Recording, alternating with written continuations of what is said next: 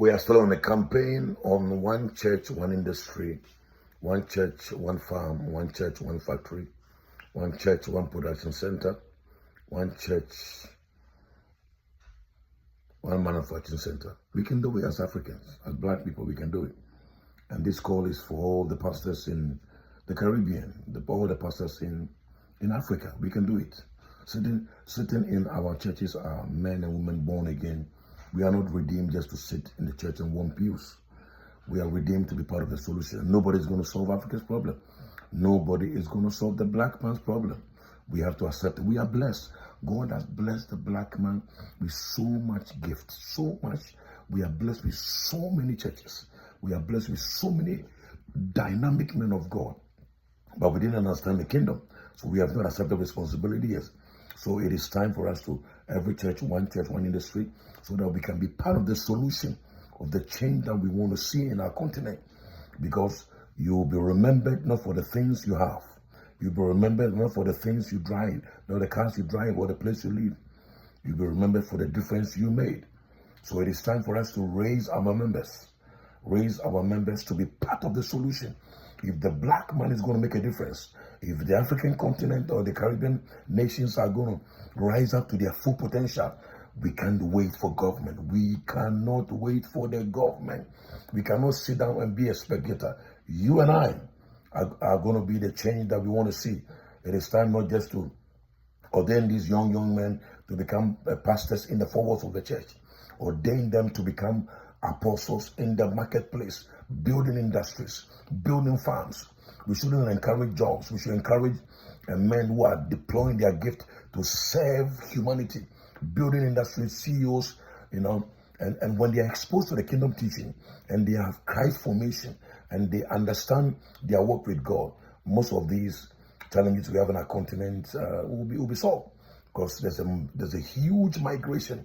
There's a huge migration of young, dynamic black people moving from Africa, going to Asia, going to Canada, going to New Zealand, going to the US, going to the UK for a better living.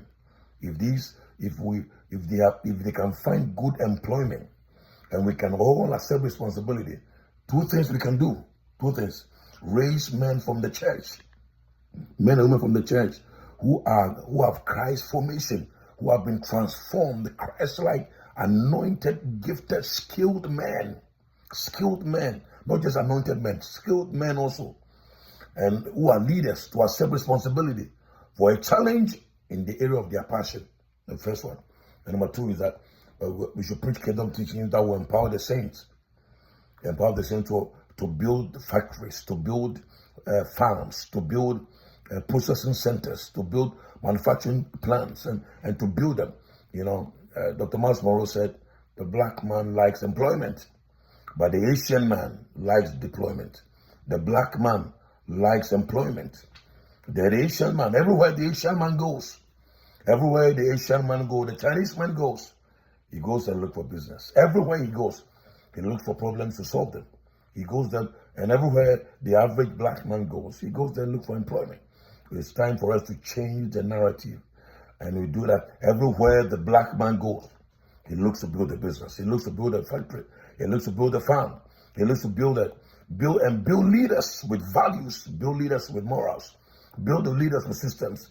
The platform of the church is the gathering place of nation shakers, nation movers, gatekeepers of nation, global icons, personalities, industrialists, manufacturers, innovators, creators, developers, builders, high-yielding people. The platform of the church is the platform of high-yielding,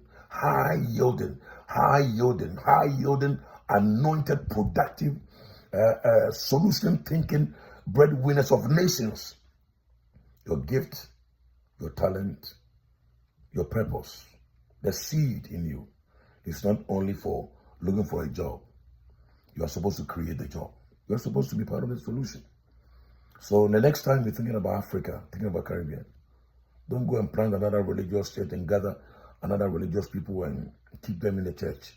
The more we raise people who are only religious, who are only spiritual, the longer it's going to take us for we to emerge as an enviable people. We can do it. We can do it. It will not take the president alone. It's going to take all of us. The church is the most powerful institution in every black nation. 73 black nations. None is developed yet. You and I can do it. You build one, I build one, or we all build one. And then we teach every member. So the whole church can build one factory a year. The whole church can do one. And encourage the members to do it. And let us begin to celebrate employment on our pulpit.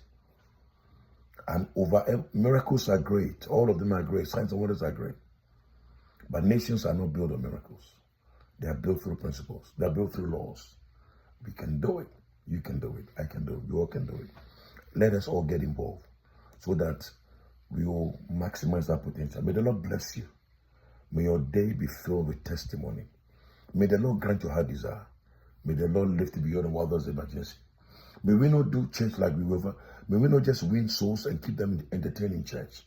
May we win the lost and empower them as leaders to accept responsibility for the challenge God brought them to here.